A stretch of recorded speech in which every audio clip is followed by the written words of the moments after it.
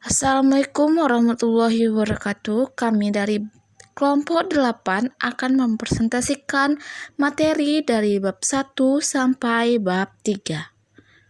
Perkenalkan, nama saya Nadira Frendini dengan BP 19101156110004 dengan pembahasan materi kecerdasan buatan. Perkenalkan, nama saya Helvijnya Eliza, BP 19101156110003. Saya di sini menjelaskan tentang masalah dan ruang masalah. Perkenalkan, nama saya Harinisa Fitri, nomor BP saya 19101156110002 dan judul materi saya yaitu metode pencarian atau pelacakan. Saya akan menjelaskan materi bab 1, kecerdasan buatan. Materinya ada sejarah kecerdasan buatan, pengertian kecerdasan buatan, cakupan bidang ilmu aplikasi kecerdasan buatan. Sejarah kecerdasan buatan. Di awal abad 20, seorang penemu Spanyol, Luis Quevedo, membuat sebuah mesin yang dapat menstakmat raja lawannya dengan sebuah ratu dan raja. Perkembangan secara sistematis kemudian dimulai segera setelah ditemukannya komputer digital. Artikel ilmiah pertama tentang kecerdasan buatan ditulis oleh Alan Turing pada tahun 1950. Dalam kelompok pertama dibentuk tahun 1954 di Carnegie Mellon University oleh Alan Turing dan Herbert Simon. Namun, bidang kecerdasan buatan baru dianggap sebagai bidang tersendiri di konferensi Dartmouth tahun 1956, di mana peneliti muda memimpikan mempergunakan komputer untuk memodelkan bagaimana cara berpikir manusia. Hipotesis mereka adalah mekanisme berpikir manusia dapat secara tetap dimodelkan dan disimulasikan pada komputer digital. Dan inilah yang menjadi landasan dasar kecerdasan buatan.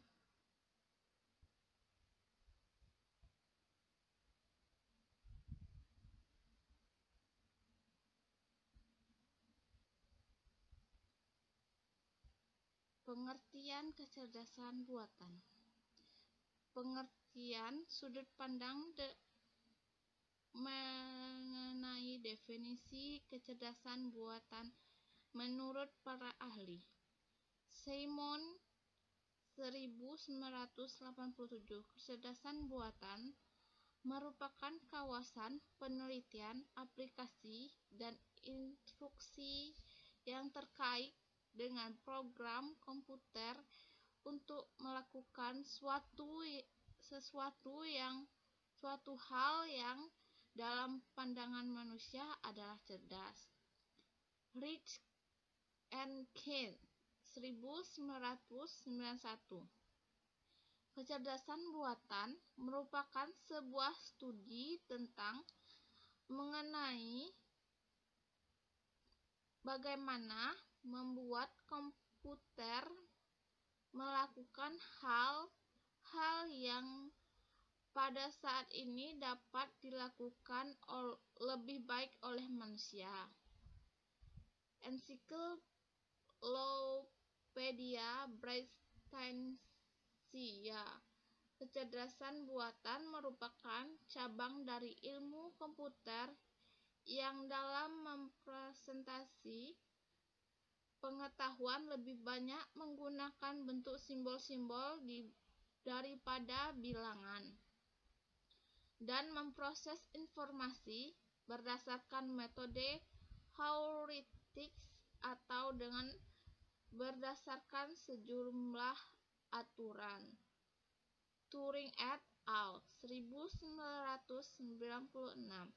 Kecerdasan buatan merupakan suatu perilaku sebuah mesin yang jika dikerjakan oleh manusia akan disebut cerdas.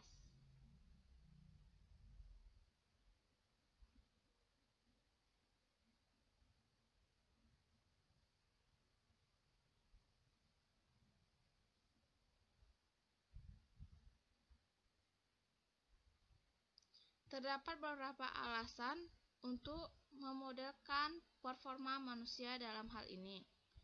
A. Untuk menguji teori psikologi dan performa manusia. B. Untuk membuat komputer dapat memahami penalaran rasional manusia. C. Untuk membuat manusia dapat memahami penalaran komputer. D. Untuk mengeksploitasi pengetahuan yang dapat diambil dari manusia. Dari kamus, arti kecerdasan adalah kemampuan untuk mengerti atau memahami. Perilaku cerdas dapat ditandai dengan belajar atau mengerti dari pengalaman, memecahkan hal yang bersifat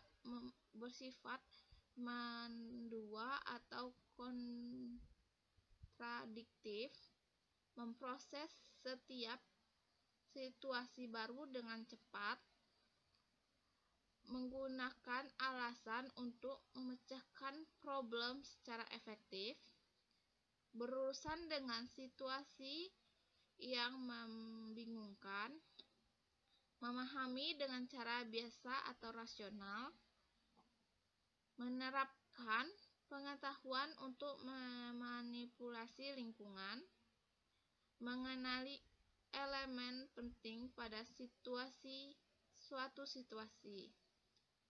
Menurut Washington dan Prendergast tahun 1984, tujuan dari kecerdasan buatan adalah membuat mesin menjadi lebih pintar, memahami apakah kecerdasan inteligens itu, membuat mesin menjadi lebih berguna.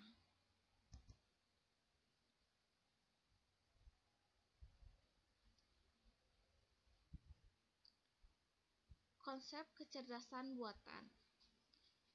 Turing test. Metode pengujian kecerdasan. Proses uji ini melibatkan seorang penanya dan dua objek yang ditanya. Pemroses simbolik.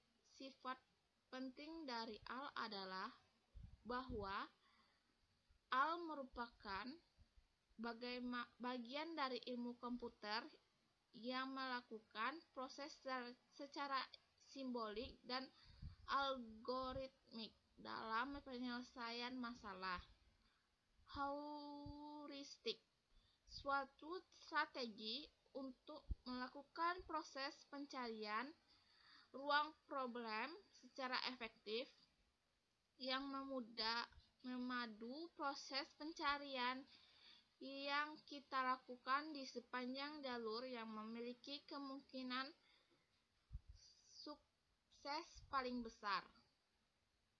Diferensif, AL mencoba membuat mesin yang memiliki kemampuan berpikir atau mempertimbangkan, termasuk di dalamnya proses berdasarkan fakta-fakta dan aturan yang menggunakan metode heuristik dan lain-lain. Pencocokan pola berdasarkan untuk menjelaskan objek, kebijakan atau proses dalam hubungan logik atau komputasional. Adapun tujuan dari kecerdasan buatan yaitu tujuan utama dari kecerdasan buatan adalah membuat komputer agar lebih berguna dan mengerti prinsip-prinsip yang memungkinkan untuk menjadi cerdas. Prinsip-prinsip tersebut termasuk penggunaan struktur data di dalam representasi ilmu pengetahuan. Algoritma-algoritma yang diterapkan dalam ilmu pengetahuan, bahasa beserta teknik-teknik pemrograman yang digunakan dalam implementasinya. Memahami apa itu kecerdasan buatan. Membuat mesin lebih bermanfaat. Cakupan bidang ilmu AL. Pencarian. Program AL seringkali harus mengevaluasi kemungkinan yang jumlahnya banyak sekali. Misalnya, kemungkinan langkah dalam permainan catur atau menyimpulkan dari program untuk membuktikan suatu teori. Pengenalan pola. Representasi, yakni bagaimana merepresentasikan atau menuliskan fakta-fakta yang ada dalam simbol-simbol atau bahasa logika matematis. Inferensi, pengetahuan dan penalaran yang masuk akal. Belajar dari pengalaman. Perencanaan.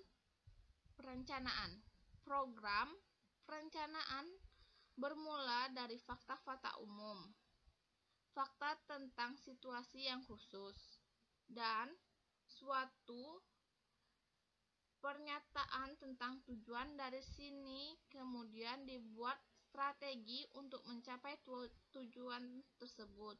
Secara umum biasanya strategi tersebut berupa aturan-aturan aksi. Epistemologi, yakni studi tentang sumber sifat dan keterbatasan pengetahuan yang digunakan untuk pemecahan masalah. Ontologi, ilmu tentang kecerdasan dan realitas. Heuristik, yaitu suatu cara untuk teknik untuk mencoba menemukan suatu benda atau ide. Aplikasi kecerdasan buatan.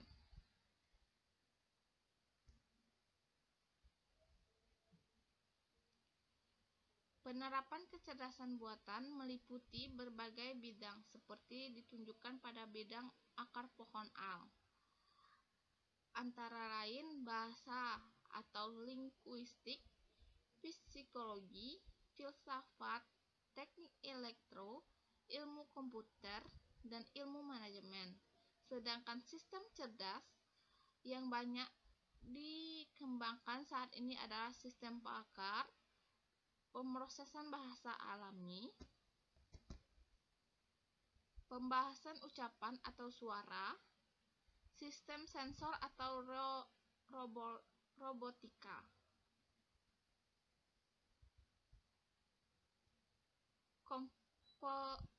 Komputer visi, intelijen dan mesin belajar.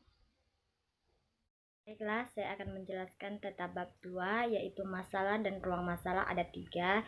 Yang A, masalah dan metode pemecahan masalah. Yang B, mendefinisikan masalah sebagai suatu ruang keadaan. Yang C, representasi ruang masalah. A, masalah dan metode pemecahan masalah. Sistem yang menggunakan kecerdasan buatan akan memberikan output berupa solusi dari suatu masalah berdasarkan kumpulan pengetahuan yang ada. Pada gambar 2.1, input yang diberikan pada sistem yang menggunakan kecerdasan buatan adalah berupa masalah. Sistem harus dilengkapi dengan sekumpulan pengetahuan yang ada pada basis pengetahuan. Sistem harus memiliki motor inferensi agar mampu mengambil kesimpulan berdasarkan fakta atau pengetahuan. Output yang diberikan berupa solusi masalah sebagai hasil dari inferensi.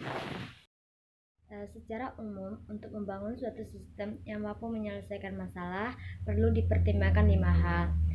1. Mendefinisikan masalah dengan tepat. 2. Pendefinisian ini mencakup spesifikasi yang tepat mengenai keadaan awal dan solusi yang diharapkan. 3.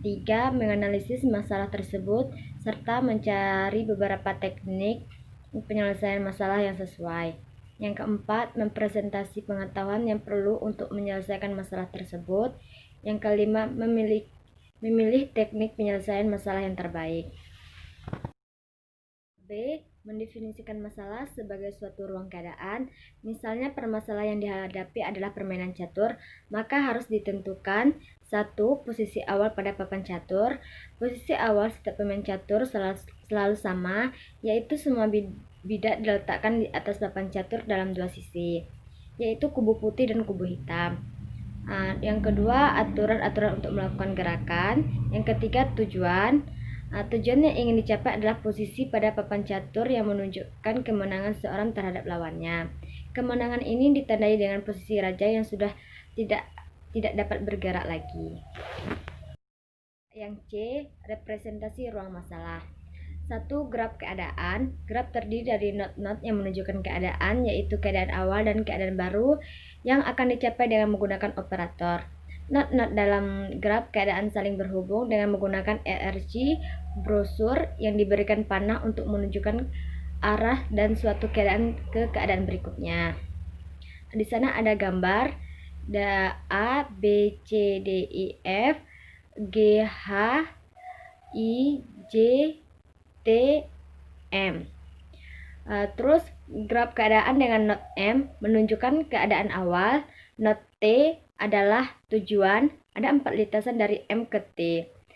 Yang pertama M, A, B, C, E, T. Yang kedua M, A, B, C, E, H, T. Yang ketiga M, D, C, E, T. Yang keempat M, D, C, E, H, T. Terus lintasan buntu atau lintasan yang tidak sampai ke tujuan itu ada 5. Yang pertama M, A, B, C, E, F, G. Yang kedua M, A, B, C, E, I, J. Yang ketiga M, D, C, E, F, G. Yang keempat M, D, C, E, I, J. Yang kelima M, D, I, J. Yang kedua, pohon pelacak atau pencarian. Struktur pohon digunakan untuk menggambarkan keadaan secara hierarkis. Not yang terletak pada level 0 disebut akar. Pada gambar di sana ada M, yaitu termasuk level 0. Terus D level 1, C level 2, E level 3, T yang bersentil level 4. Yang bawah yang T tadi itu T juga level 5. Dan yang ke-6 level 6 itu T juga barisan yang ke T. Yang ketiga pohon N atau OR. Di gambar di sana ada M, A, B, C, D. Masalah M hanya dapat diselesaikan dengan A, N, B, N, C, N, D. Contohnya masalah ember. Ada 2 ember masing-masing berkapasitas 4 galon ember A dan 3 galon ember B. Ada pompa air yang akan digunakan untuk mengisi air pada ember tersebut. Bagaimana dapat mengisi tepat 2 galon air ke dalam ember berkapasitas 4 galon? Penyelesaiannya 1. Identifikasi ruang keadaan atau disebut dengan state space. Pemulasaran ini dapat digambarkan sebagai himpunan pasangan bilangan bulat. X sama dengan jumlah air yang diisikan ke ember 4 galon atau ember A. Terus Y sama dengan jumlah air yang diisikan ke ember 3 galon atau ember B. Ruang keadaan sama dengan X kali X, Y, sedemikian hingga X dalam kurungnya 0, 1, 2, 3, 4 dan Y dalam kurungnya 0, 1, 2, 3. Yang kedua, keadaan awal dan tujuan. Keadaan awal, kedua ember kosong, 0,0. Tujuannya, ember 4 galon berisi 2 galon air sama dengan 2,n dengan sembarangan n. Yang terus yang ketiga, keadaan ember. Keadaan ember bisa digambarkan sebagai gambar yang ada, yaitu keadaan awal 0,0, 0,1, 0,2, 0,3. Terus tujuannya 2,0, 2,1, 2,2, 2,3. Keempat, aturan-aturan. Diasumsikan kita dapat mengisi ember itu dari pompa air, membuang air dari ember keluar, menuangkan air dari ember yang satu ke ember yang lain. Aturan ke-1, jika X, Y kali X kecil 4, maka 4, Y isi ember A. Aturan kedua, X, Y kali Y kecil 3, maka X, 3 isi ember B. Terus aturan ketiga, jika X, Y kali X besar dari 0, maka X dikurang D, Y tuangkan sebagai air keluar dari ember A. Terus aturan keempat, jika X, Y kali Y besar 0, maka X, Y kurang D tuangkan sebagian air keluar dari ember B. Terus aturan kelima, X, Y kali X besar 0, maka 0, Y kosongkan ember A dengan membuang airnya. Terus aturan ke-6, X, Y kali Y besar 0, maka 0, X kosongkan ember B dengan membuang airnya. Terus aturan ke-7, jika X, Y kali X tambah Y pangkat 3, terus 4 dan Y besar 0, maka 4, Y dikurang dalam kurung 4 kurang X, tuangkan air dari ember B ke ember A sampai ember A penuh. Aturan ke-8, X, Y dikali X tambah Y pangkat 3, dan X besar dari 0, maka X dikurang dalam kurung 3 kurang Y kali 3, tuang air dari ember A ke ember B sampai ember B penuh. Aturan ke-9, X, Y kali X tambah Y pi 4 dan Y besar 0, maka X tambah Y, 0 tuang seluruh air dari ember B ke ember A. Aturan ke-10, X, Y kali X tambah Y pi 3 dan X besar dari 0, maka 0, X tambah Y tuangkan seluruh air dari ember A ke ember B. Aturan ke-11, jika 0,2, maka 2,0 tuangkan 2 galon air dari ember B ke ember A. 5. Representasi ruang keadaan dengan pohon pelacak. Pencarian suatu solusi dapat dilukiskan dengan menggunakan pohon. Tiap-tiap not menunjukkan satu keadaan. Jalur dari paren ke child menunjukkan satu operasi. Tiap not memiliki not child yang menunjukkan keadaan yang dapat dicapai oleh parent. Solusi yang ditemukan. Solusi pertama, isi ember A 041142, isi ember B 00301113. Aturan yang dipakai 1861018 solusi. Terus solusi yang kedua, isi ember A 00334032, isi ember B 0303220. Terus aturan yang dipakai 292759 solusi. Ini adalah representasi ruang keadaan untuk kasus ember dan ini adalah cara-caranya. Sekian dari saya dan terima kasih. Bismillahirrahmanirrahim. Saya di sini menjelaskan tentang bab 3, yaitu metode pelacakan atau pencarian. Yang pertama yaitu metode pencarian. Dalam pencarian sama dengan suatu proses mencari solusi dari suatu permasalahan melalui sekumpulan kemungkinan ruang keadaan atau state space. Ruang keadaan merupakan suatu ruang yang berisi semua keadaan yang mungkin. Teknik pencarian dibagi menjadi dua. Yang pertama yaitu pencarian buta atau blind search. Tidak ada informasi awal yang digunakan dalam proses pencarian. Pembagiannya yaitu yang pertama, pencarian melebar pertama atau breadth first search. Yang kedua yaitu pencarian mendalam pertama atau depth first search. Yang kedua yaitu pencarian terbimbing atau heuristic search. Adanya informasi awal yang digunakan dalam proses pencarian. Yang pertama yaitu ada pendakian bukit atau hill climbing. Yang kedua yaitu pencarian terbaik pertama atau best first search. Baik, selanjutnya yang B yaitu pencarian buta atau blind search. Yang pertama yaitu breadth first search. Semua node pada level N akan dikunjungi terlebih dahulu sebelum mengunjungi node-node pada level N plus 1. Pencarian dimulai dari node akar terus ke level 1 dari kiri ke kanan. Kemudian berpindah ke level berikutnya dari kiri ke kanan hingga solusi ditemukan. Di sini saya akan menjelaskan misalnya akar S, maksudnya di sini dimulai dari node akar terus ke level 1 dari kiri ke kanan. Di pencarian buta ini semua node dikunjungi. Jadi ini adalah metode searching yang digunakan dalam pencarian solusi yang di database. Ilustrasinya begini, seperti ini. Jadi kita punya node di sini S adalah akar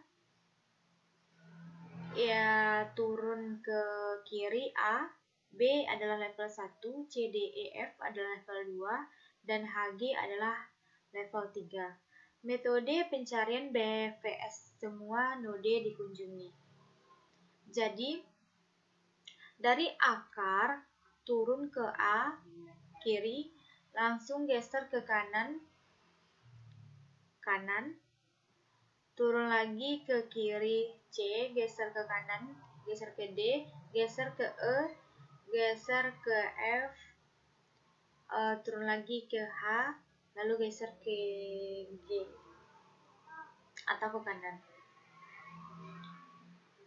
Jadi semua node di sini dikunjunginya satu persatu. Dari dasarnya yang ke kiri, geser ke kanan, terus turun lagi ke C, misalnya turun kan. Lalu geser lagi ke D, ke kanan, geser lagi ke E, dan seterusnya seperti itu. Jadi keuntungan dari brain first search ini yang pertama yaitu tidak akan menemui jalan buntu, menjamin ditemukannya solusi atau jika solusinya memang ada dan solusi yang ditemukan pasti yang paling baik. Yang kedua yaitu jika ada satu solusi maka breadth first search akan menemukan jika ada lebih dari satu solusi maka solusi minimum akan ditemukan. Kesimpulannya itu breadth first search ini komplit dan optimal. Kelemahannya yaitu membutuhkan memori yang banyak karena harus menyimpan semua simpul yang pernah dibangkitkan. Hal ini harus dilakukan agar BFS dapat melakukan penelusuran simpul-simpul sampai di level bawah. Yang kedua itu membutuhkan waktu yang cukup lama. Selanjutnya, masih di pencarian buta, yang kedua yaitu deep first search. Pencarian dilakukan pada suatu simpul dalam setiap level dan yang paling kiri.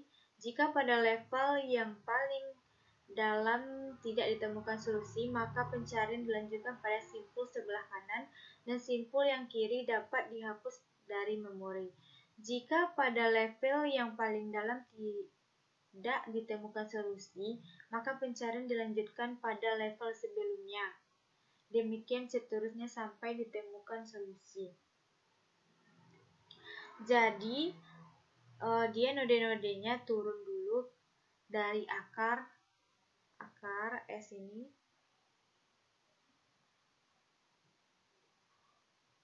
ke node level 1,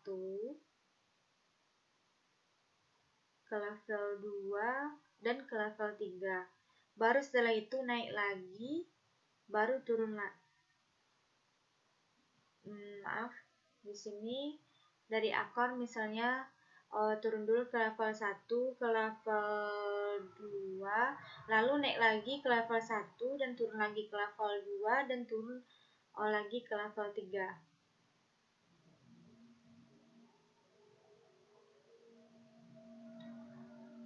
Akar S turun dulu ke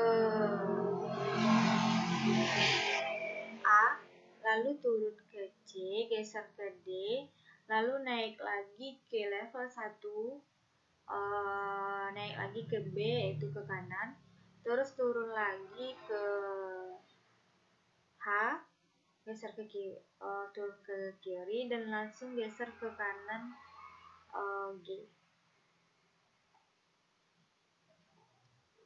Di sini ada node-node yang tidak dikunjungi, jadi dia tidak seberat metode yang pertama. Jadi keuntungannya yang pertama yaitu membutuhkan memori relatif kecil karena hanya node-node pada lintasan yang aktif saja yang akan disimpan. Seperti yang saya contohkan tadi, ada node-node yang tidak dikunjunginya. Yang kedua yaitu secara kebetulan akan menemukan solusi tanpa harus menguji lebih banyak lagi dalam ruang keadaan. Jika solusi yang dicari berada pada level yang dalam dan paling kiri, maka DVS akan menemukannya dengan cepat dan waktu yang cepat juga. Kelemahannya itu memungkinkan tidak ditemukannya tujuan yang diharapkan karena jika pohon yang dibangkitkan mempunyai level yang sangat dalam, tak terhingga jika komplit karena tidak ada jaminan menemukan solusi. Yang kedua yaitu kelemahannya hanya mendapat satu solusi pada setiap pencarian karena jika terdapat lebih dari satu solusi yang sama tetapi berada pada level yang berbeda, maka DVS tidak menjamin untuk menemukan solusi yang paling baik atau tidak optimal.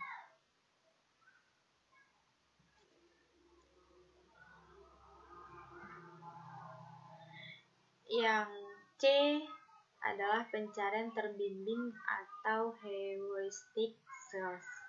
Pencarian buta tidak selalu dapat diterapkan dengan baik.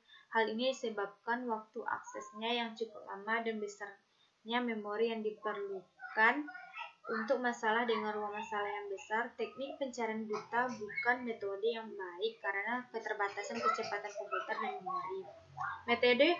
Metode heuristic search diharapkan bisa menyelesaikan permasalahan yang besar. Metode heuristic search menggunakan suatu fungsi yang menghitung biaya perkiraan atau estimasi dari suatu simpul tertentu menuju ke simpul tujuan, disebut fungsi heuristik. Ada 4 operator yang dapat digunakan untuk menggerakkan dari satu keadaan ke keadaan yang baru. Yang pertama yaitu ubin kosong digeser ke kiri, seperti pada gambar. Ubin kosong digeser ke kanan, ubin kosong digeser ke bawah, atau ubin kosong digeser ke atas. Sehingga dia menuju tujuan yang akan kita tuju itu.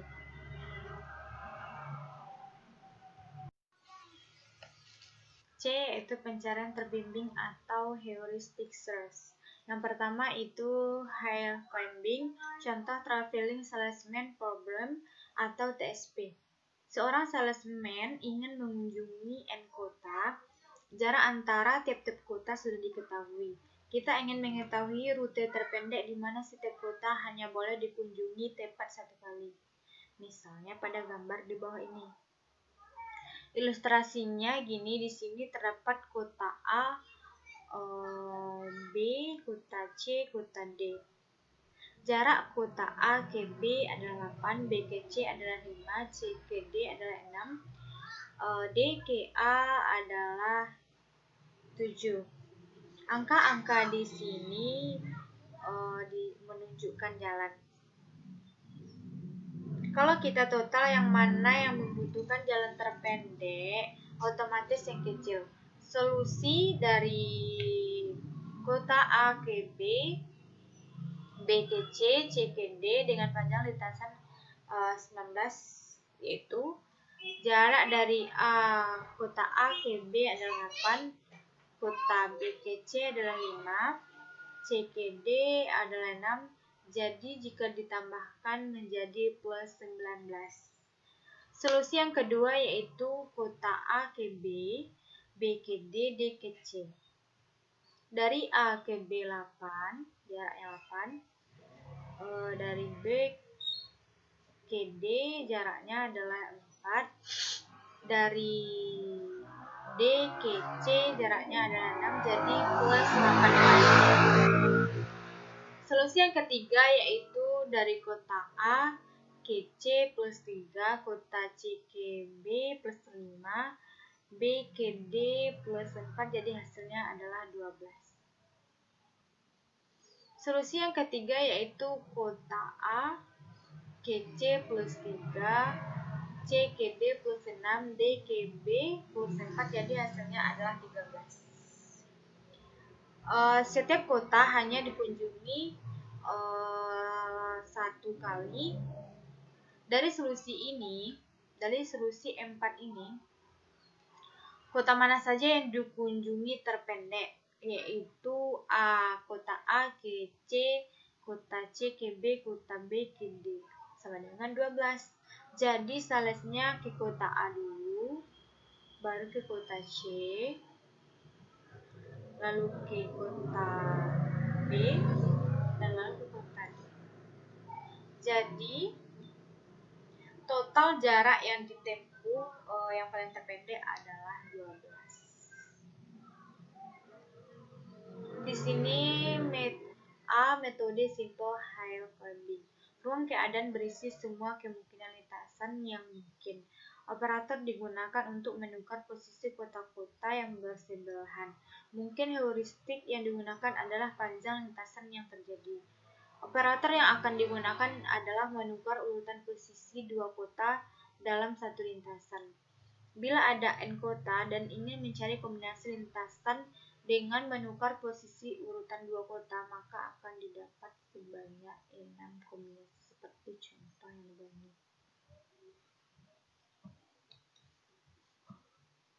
Selanjutnya, ini contoh dari metode simple hill climbing dengan lintasan-lintasan yang sudah ditentukan.